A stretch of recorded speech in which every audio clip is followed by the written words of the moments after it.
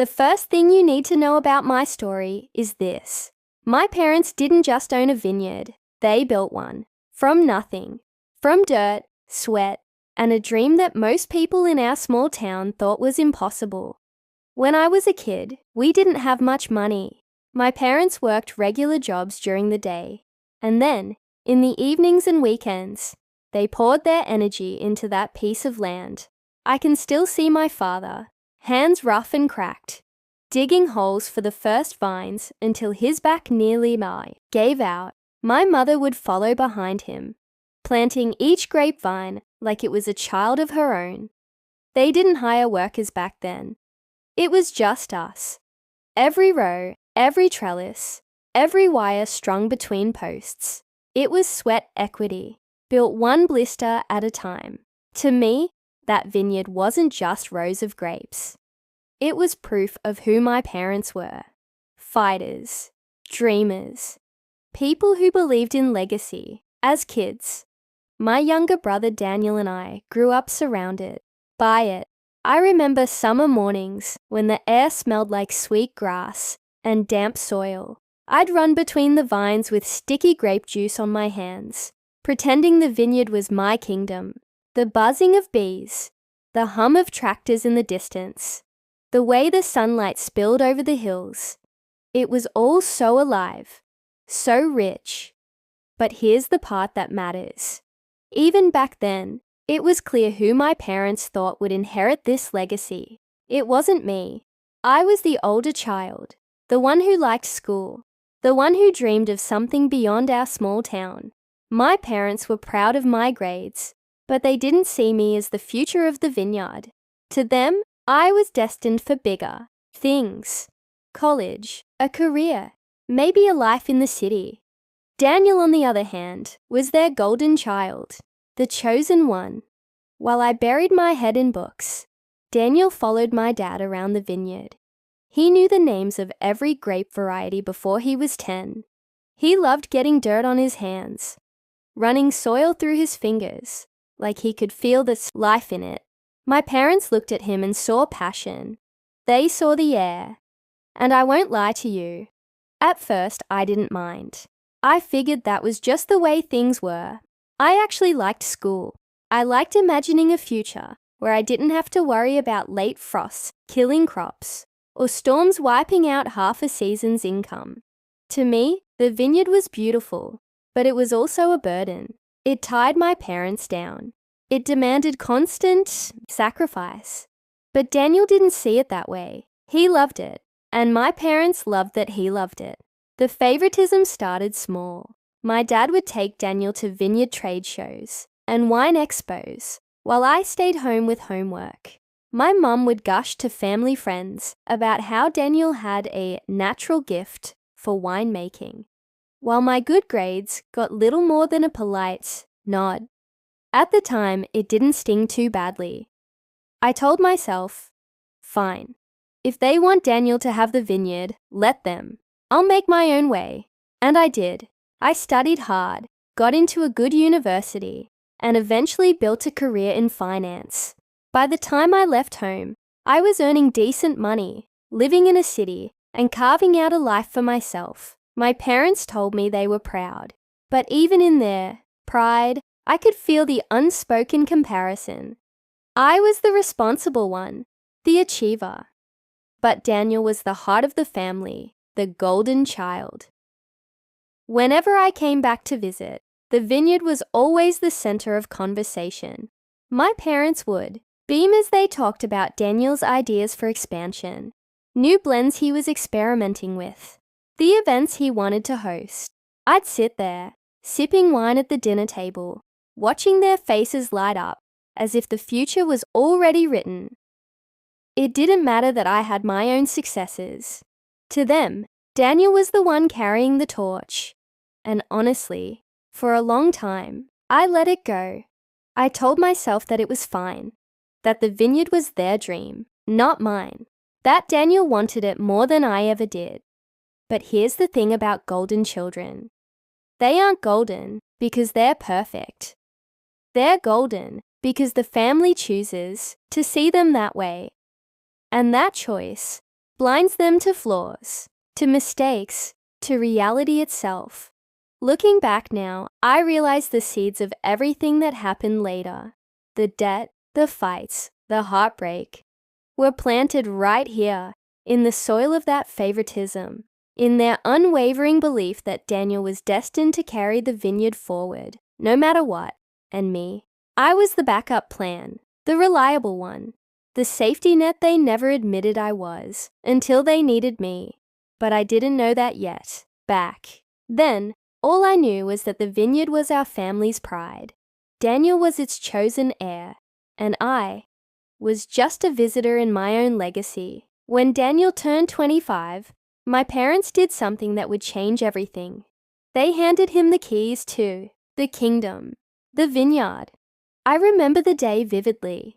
We were sitting around the big oak table in the farmhouse kitchen, the same table where we'd shared countless family dinners.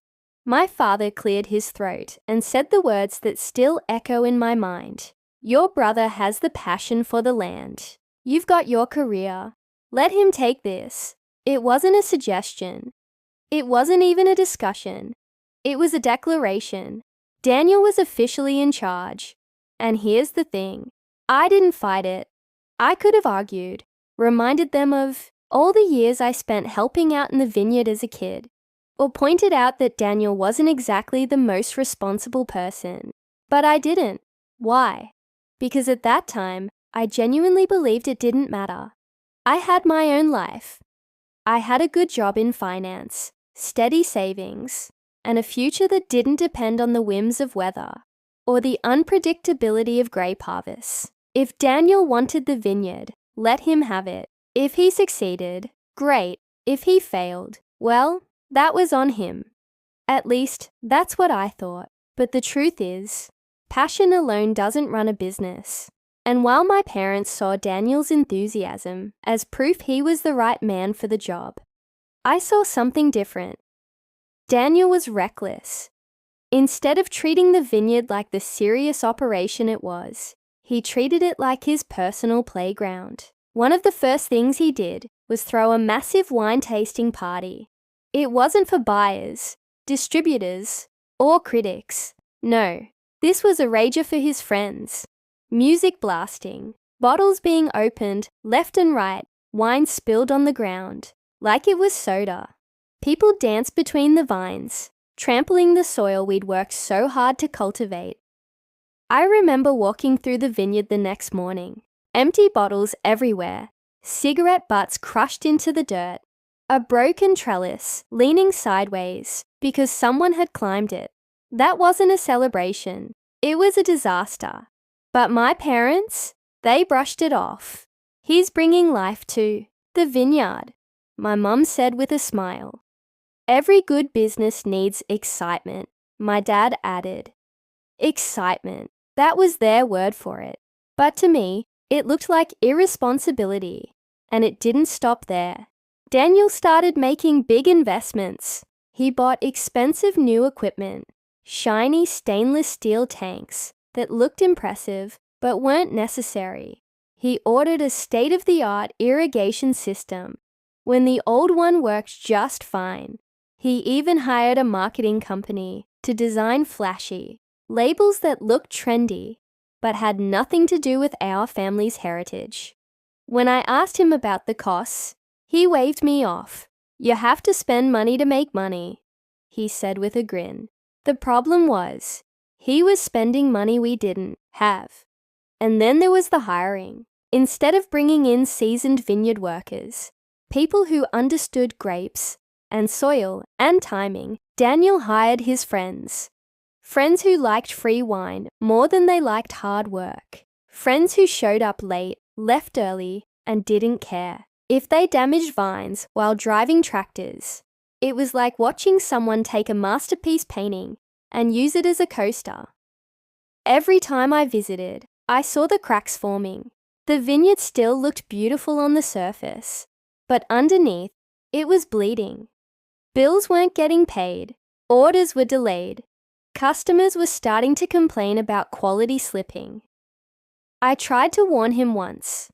I pulled him aside after one of his celebration nights, and said, "Daniel, this isn't sustainable. You can't run a vineyard like it's a frat house. You need structure. You need discipline." He laughed in my face.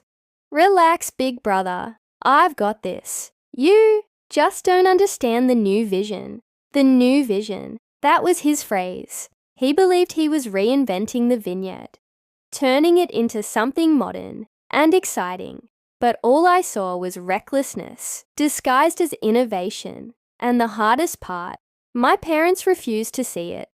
To them, Daniel could do no wrong. Every questionable decision was met with reassurance. Every reckless purchase was excused. "He's learning," they'd say.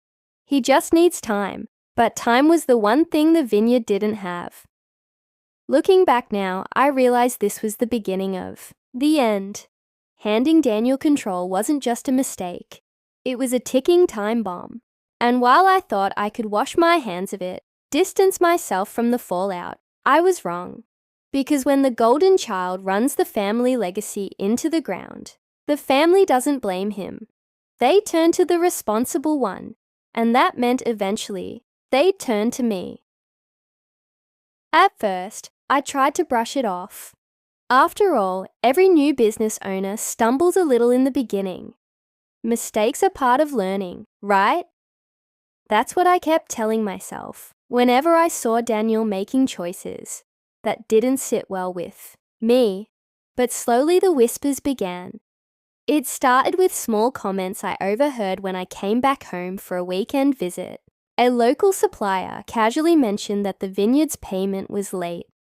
Another hinted that Daniel had promised a large order, then backed out at the last minute. At first, I dismissed it. Maybe the paperwork's just delayed, I thought. Maybe Daniel's just getting used to managing the books. But then the whispers grew louder. One afternoon, I stopped by a nearby farm supply shop to grab some tools for my parents. The owner, who had known our family for years, leaned across the counter and asked, "Everything okay at the vineyard? Daniel's been ducking my calls. He owes me for 3 months of fertilizer." 3 months! My chest tightened. That wasn't a delay. That was a red flag. Then I started hearing complaints from the workers. Old hands who had been loyal to my father for decades suddenly seemed uneasy. A few of them pulled me aside when I visited. "Your brother's late with our paychecks again," one of them whispered, glancing over his shoulder as if Daniel might catch him talking. Another admitted, "We're running short on supplies, but he keeps telling us to make do." It wasn't just the behind-the-scenes issues either. Even customers started noticing. A family friend who regularly bought cases of our wine told me one evening, "The last batch tasted different. Not bad exactly, but off. Not the same as it used to be." That was when the pit in my stomach really began to grow. Our vineyard had always prided itself on quality. If customers were noticing a decline, that meant Daniel's mismanagement wasn't just hurting the business financially. It was poisoning the reputation my parents had spent decades building, so I confronted him. I waited until one night when he was sitting on the porch, swirling a glass of wine like some self-proclaimed connoisseur.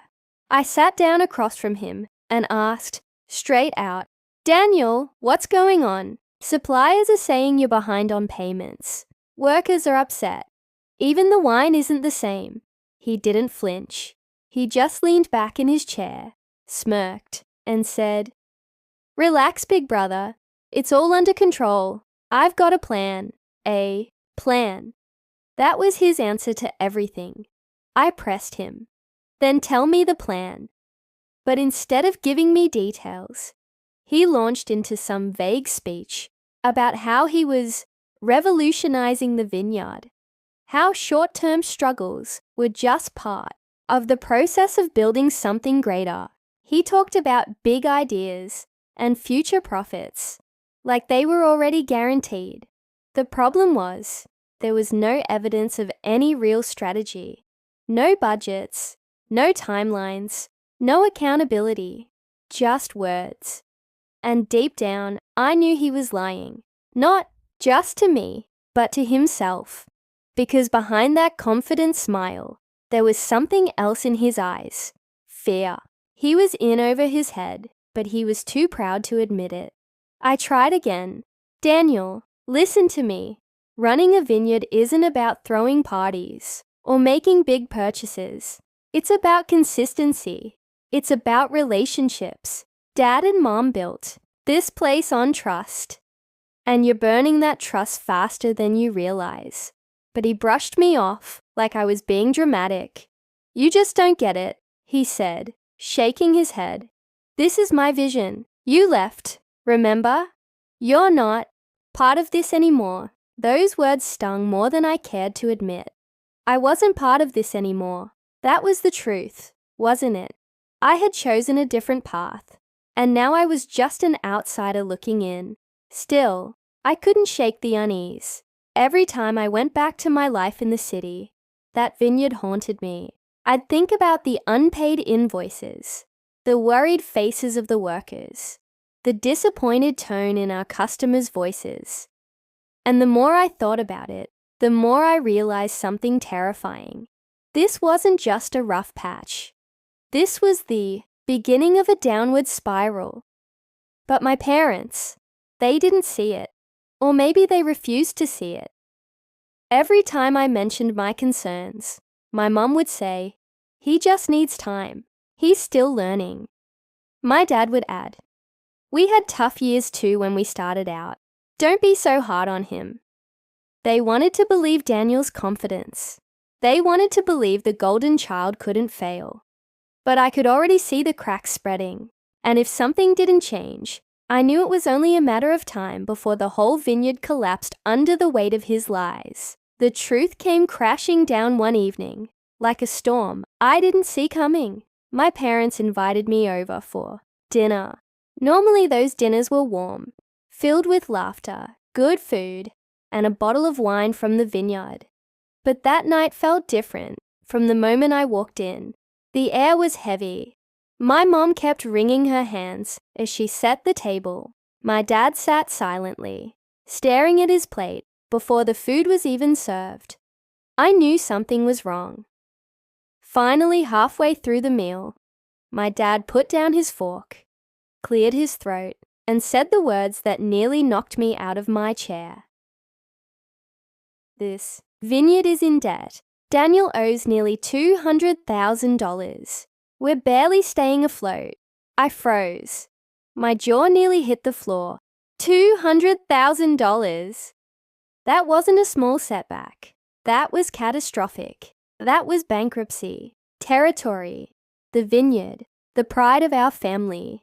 The land my parents had bled and sweated for was drowning. And it wasn't because of bad harvests, or a freak storm, or global market issues. No. It was because of Daniel, because of his reckless management. I looked at my parents in disbelief. How could this happen? I asked, my voice sharper than I intended. My mom's eyes filled with tears. We thought he had it under control, she whispered. He kept telling us everything was fine, that he had a plan, of course, the plan. The same vague excuse he'd thrown at me when I confronted him months earlier. I turned to my dad. And you just believed him. You didn't check the books. You didn't notice suppliers going unpaid, workers complaining. He flinched, but he didn't answer. The silence in that room was louder than any argument. For a moment, I felt a mix of anger and heartbreak. Anger at Daniel for dragging the vineyard into ruin, and heartbreak for my parents, for being so blinded by their faith in the golden child that they couldn't see reality until it was almost too late. I expected that this revelation would finally make them step in, that they'd strip Daniel of control, bring in professionals, maybe even consider selling the vineyard before it sank any further.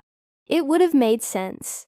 That's what any rational person would do. But instead, my dad looked at me with eyes full of desperation. "Son," he said quietly, "we need your help. At first, I thought he meant advice, guidance, maybe using my background in finance to restructure their debt, negotiate with creditors, or find investors. That I could have done, that I might have even offered freely. But then my mum spoke. Her voice cracked as she said, "If you could just lend the Vineyard $100,000, we could save it. That would give us the breathing room we need.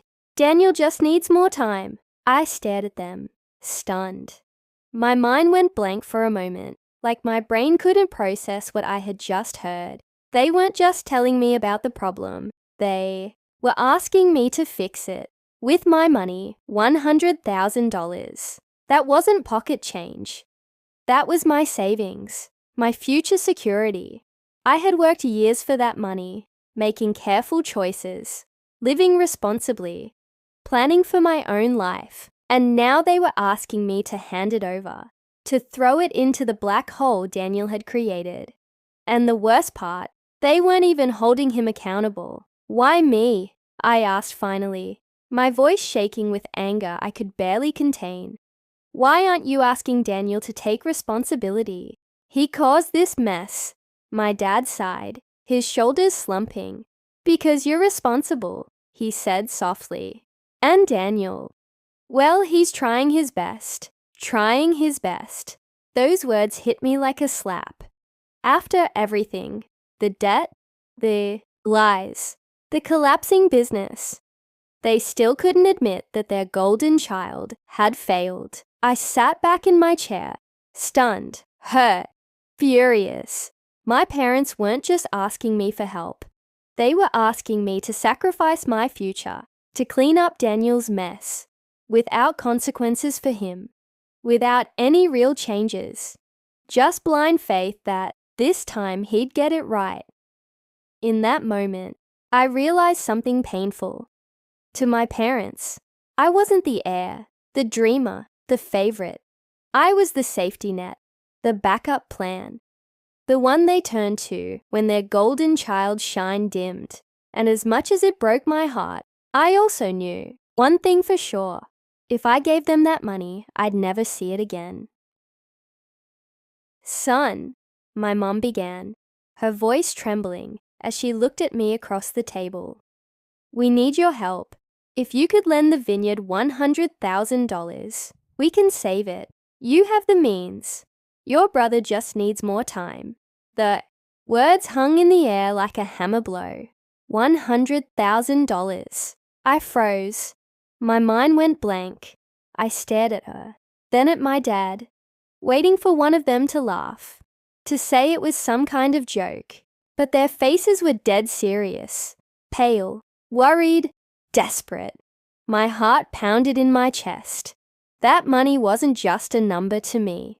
It was years of hard work, late nights at the office, missed vacations, careful planning. It was my safety net, my future, the cushion that gave me peace of mind. And now they wanted me to hand it over, just like that, because Daniel had blown through everything they had.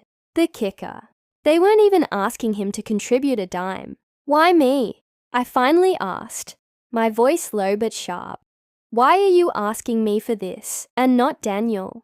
He's the one who caused this mess." My father let out a long sigh, avoiding my eyes. "Because you're responsible," he said softly. "And Daniel, well, he's trying his best." Those words cut deeper than I can describe. "Because you're responsible." It felt like a slap in the face. So that was my role, wasn't it? Not the heir, not the dreamer, not the favorite child. No, I was the safety net, the reliable one, the one they could fall back on when Daniel's golden glow started to fade. I wanted to scream. I wanted to remind them how many nights I'd stayed up studying while Daniel was out partying, how I had sacrificed and hustled to build a career while he got handed the family business like a birthday present, how I had done everything right, yet here I was, being asked to bail him out. Meanwhile, where was Daniel? Not in that room, not facing the music, not even present when my parents begged for my help. He was probably out hosting another wine-tasting party, spending money that didn't exist, pretending everything was fine. The unfairness of it all boiled inside me. My mom reached across the table and touched my hand. "Please, sweetheart, this vineyard means everything to us, to the family. You've always been the strong one. If you do this, we'll make it right." I pulled my hand back slowly. "Make it right how? You're not even talking about holding Daniel accountable. You're asking me to throw 100 grand into a sinking ship and just hope it floats. That's not a plan. That's denial." Tears welled in her eyes. "Don't talk about your brother like that. He loves this vineyard. He's just struggling. That was the word they always used. Never failing, never reckless, just struggling. I turned to my dad, hoping he'd be the voice of reason, but all he did was nod grimly. "Your brother has passion. He just needs time to learn. We're too old to fix this ourselves. We're asking you because we know you can handle it." And there it was, the manipulation wrapped in flattery. "We're asking you because you're strong, because you're smart, because you're capable." But underneath, the real message was, "We'll never ask Daniel, because we'll always protect him. That's your job, to protect us from him." I sat there, my mind racing. A part of me wanted to cave, to give them the money, to save the vineyard, because it was our family's legacy. I could already imagine the guilt I'd carry if I said no and watched it collapse. But another part of me screamed louder, "This isn't your responsibility." If I gave them that money, I'd be sacrificing my own future for Daniel's mistakes. And knowing him, it wouldn't fix anything. He'd just blow through it again. And then what? Would they come back, asking for another 100 grand? Would I be expected to bankroll his incompetence forever? The silence stretched in that kitchen, thick and suffocating. Finally, I shook my head. "I can't," I said quietly but firmly. "I'm not giving you $100,000. Not unless Daniel steps down and I have full control of the vineyard. Otherwise, it's just throwing money away." The look on my parents' faces broke me. Shock. Disappointment. My mom's lips trembled like I had just stabbed her. My dad looked at me like I had betrayed the family. But deep down, I knew the truth. I wasn't betraying anyone. I was just refusing to be the scapegoat, the endless bank account, the backup plan for their golden child. I wanted to scream for years, decades even. I had swallowed my pride, kept my head down, and accepted my role as the less important child. I had watched as Daniel was praised for the smallest accomplishments, while my successes were treated like background noise. I had endured the favoritism, the blind faith, the endless excuses made on his behalf. And now after Daniel had run the vineyard into the ground, after he had burned through money, ruined relationships, and nearly destroyed my parents' legacy, I was the one expected to save it. With my money, with my future. The injustice of it boiled inside me until I couldn't hold it back any longer. I looked my parents straight in the eyes and said, each word sharp and deliberate, "No, I'm not giving you $100,000, so Daniel can waste it again. If you want the vineyard saved, he needs to step down, and I'll only help if I have full control." The silence that followed was deafening. My words landed like an earthquake in that little farmhouse kitchen. My mother's hand shot to her chest as if I'd physically struck her. Her lips trembled, and she whispered, almost inaudibly, "How can you be so cold?" My father just stared at me, his face hard, his jaw clenched. He looked at me not like a son, but like a stranger. But I wasn't cold. I wasn't cruel. I wasn't heartless. I was tired. Tired of being taken advantage of. Tired of being treated as second best until it was convenient for me to step up. Tired of watching my brother make mistake after mistake without consequences, while I was held to impossible standards. Cold, I repeated, my voice shaking with anger. You call me cold because I won't throw away my life savings to cover up Daniel's failures, because I won't keep enabling him while you two look the other way. No, that's not cold. That's common sense. My mom's eyes filled with tears, but I didn't stop. The dam had broken, and years of pent-up frustration poured out. Duh, you have any idea what it feels like, I continued. To always be the backup plan. To work my entire life. To build a career. To save responsibly. And then to be told it doesn't matter. Because Daniel is the chosen one. And when he screws up, it's on me to fix it. Do you even hear yourselves? My father finally spoke, his voice low and rough. We're asking you because we trust you. Because you're responsible. Because you can handle it. I laughed bitterly. No, you're asking me because you can't face the truth. That Daniel isn't capable of running this vineyard. You'd rather bankrupt yourselves and guilt-trip me than admit your golden child has failed. The words stung them. I could see it in their faces, but I didn't care anymore. I had spent too long swallowing the truth for their comfort. I love this vineyard, I said, my voice softening just slightly. I grew up here. I know what it means to this family.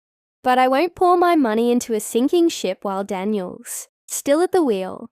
If you want my help, then he steps down, and I take over. That's the only way. For a long moment, no one spoke. The only sound was the ticking of the old kitchen clock on the wall. My parents looked at each other, then back at me, their eyes filled with disbelief, hurt, and something else, fear. To them, I wasn't offering help. I was issuing an ultimatum, and maybe I was, because deep down, I knew this wasn't just about money. It was about respect. It was about fairness. It was about finally drawing a line in the sand and saying, enough. If they wanted to see me as the responsible one, then fine. I would act responsibly. But responsibility didn't mean enabling Daniel's reckless behavior. It meant making hard choices, even if they hated me for it. So I sat there, my hands clenched, my heart pounding, and I let the silence stretch. For once, I didn't back down. I didn't soften my words. I didn't apologize for speaking the truth. Because this was my breaking point, and there was no going back. Word spread faster than I expected. I hadn't even left my parents' driveway before Daniel called me. His voice exploded through the phone the moment I picked up. "You're ruining everything," he shouted. "You're jealous because Mama and Dad trusted me more. You've always hated that I was the one chosen to run the vineyard. You just want to take what's mine." For a moment, I almost laughed. The sheer arrogance in his tone. The refusal to take even a shred of responsibility. It was infuriating and almost ridiculous at the same time. So I told him, calm but firm, "It stopped being yours the second you ran it into the ground." That silence on the other end. That was the sound of truth hitting him square in the face. But instead of admitting it, Daniel doubled down. "You think you're so much better just because you have a big city job and money in the bank. Well, guess what? You don't know anything about running a vineyard. This is my life, my passion, and you just want to swoop in and take credit for everything I built, everything he built. I nearly lost it. This wasn't some empire he created. It was the vineyard my parents had sacrificed their youth for, the land they had poured decades of sweat into. Daniel inherited their blind faith, not their hard work. You didn't build anything, Daniel," I snapped. "You destroyed it. You wasted money, ignored warnings, treated it like your personal playground. The only reason the vineyard still exists is because Mom and Dad keep covering for you. But that ends now. If you want to keep it alive, then you step aside." He cursed at me, called me selfish, accused me of betraying the family. Then he hung up on me. I thought maybe, Just maybe. That would be the end of it. But I underestimated my parents' desperation. A few days later, they invited me over again. This time, the mood was different. My mom's eyes were red from crying, and my dad looked 10 years older, his face drawn and weary. They sat me down at the kitchen table, the same table where they had once proudly announced Daniel would inherit the vineyard. "Please," my mother whispered, her voice breaking. "Daniel knows he made mistakes. He's promised he'll change. He's promised he'll take it seriously this time. Just give him one more chance. If you could lend us the money, he can turn it around." I felt my chest tighten. I wanted to believe her. I wanted to believe that Daniel would finally wake up and take responsibility. But I had heard this story too many times before. Every mistake of his life had been excused with the same promise, that next time he'd do better, and every time he failed. "I can't," I said softly but firmly. "You don't see it, but you're not helping him by covering for him. You're enabling him. He'll never grow up as long as you keep shielding him from consequences. And I'm not going to be part of it." My dad leaned forward, his hands clasped tightly. "Son, you don't understand. This vineyard, it's all we have. If it fails, we lose everything we built. Do you really want that on your conscience?" That hit me like a punch in the gut. They weren't just asking me for money anymore. They were putting the weight of their entire legacy on my shoulders, trying to guilt me into saving Daniel's mess. But I stayed strong. "No," I said firmly. "I won't feel guilty for a choice he made. I love this vineyard as much as you do, but if you want it to survive, you need to face the truth. Daniel isn't the one to carry it forward. You can either let me take over and fix it, or you can keep watching it sink. But I won't throw away $100,000 just to watch him fail again." My mom broke down sobbing, burying her face in her hands. My dad just stared at me, with a mix of anger and disappointment. It was as if, in their eyes, I had betrayed them. But the truth was, they had betrayed me a long time ago, by always choosing Daniel, no matter the cost. As I walked out of that house, I knew the line had been drawn. Daniel would hate me. My parents would resent me. The family would never be the same. But I also knew something else. I had finally stood my ground, and this time, I wasn't backing down. So here's where things stand. I refused to give them the money. That single decision drew a line in the sand, and ever since, nothing has been the same. My parents look at me differently now, not as their son, but as the one who let the family down. They call less, they visit less, and when we do talk, it's filled with tension, guilt, or long, painful silences. Meanwhile, Daniel still clings to the vineyard like a drowning man, clutching driftwood. He insists he can turn it around, but the debts keep piling up. Each month, another supplier threatens to cut ties. Workers leave for jobs that actually pay. Customers whisper about how the wine isn't what it used to be. And through it all, he points the finger at everyone except himself. My parents. They're caught in the middle. Though if I'm honest, they lean more toward his side. They don't see him as reckless or incompetent. They see him as their baby. The golden child who just needs more time, more chances, more support. And me, I'm the cold one, the son who could have saved them, but chose not to. But here's the truth. I didn't abandon the family legacy. They did. They abandoned it the moment they decided Daniel's feelings mattered more than the vineyard's future. They abandoned it when they ignored the warning signs, when unpaid bills stacked up, when workers complained, when the wine quality slipped. They abandoned it every time they let Daniel off the hook with empty promises and excuses. And then, when the walls finally closed in, they turned to me, not as an equal son, not as someone who had been overlooked for years, but as a lifeline, a wallet, a safety net. I was never truly part of their vision for the vineyard until they needed a bailout. And that's the part that hurts the most, because I love that vineyard. I grew up running between the rows, staining my fingers purple from grape juice, listening to the hum of bees and tractors. I loved it not just because it was beautiful, but because I thought it represented our family's hard work, unity, and resilience. But it turns out, the vineyard was never about unity. It was about favoritism, and favoritism will poison a legacy faster than any drought, any pest, or any bad harvest. So when I walked away, it wasn't because I didn't care. It was because I cared too much. Too much to watch my parents throw their life's work down a hole. Too much to let Daniel keep failing without consequences. Too much to sacrifice my future for someone else's refusal to face reality. And you know what? If the vineyard collapses, and I truly believe it might, it won't be on my conscience. It'll be the lesson my family refused to learn. You can't build a future on favoritism and denial. You can't protect someone from their own mistakes forever. And you can't expect unconditional loyalty from a child you've spent a lifetime treating like second best. Do I wish things were different? Of course.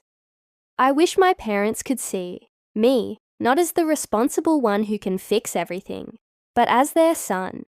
Someone who deserves the same faith and trust they poured into Daniel. I wish Daniel had stepped up years ago, listened to advice, taken responsibility, and actually honored the gift he was given. But wishes don't pay debts. And blind hope doesn't fix a broken vineyard. So now, I live my life on my terms. I keep my career, my savings, my sanity. I don't lie awake at night wondering how I'll cover someone else's reckless choices. And for the first time in a long time, I feel free. Yes, it came at a cost. My relationship with my parents is fractured, maybe beyond repair. Daniel hates me more than ever. And the vineyard, the place that once held so much love and history, may not survive. But at least I know I did the right thing. I stood my ground. I protected myself. I refused to be the family scapegoat one more time. And now I'll leave it to you. What do you think? Was I wrong to refuse? Should I have swallowed my pride, written that check, and tried to save the vineyard for the sake of family? Or was standing my ground the only choice I ever really had? Because in the end, sometimes the hardest thing you can do for the people you love is let them face the consequences of their own decisions.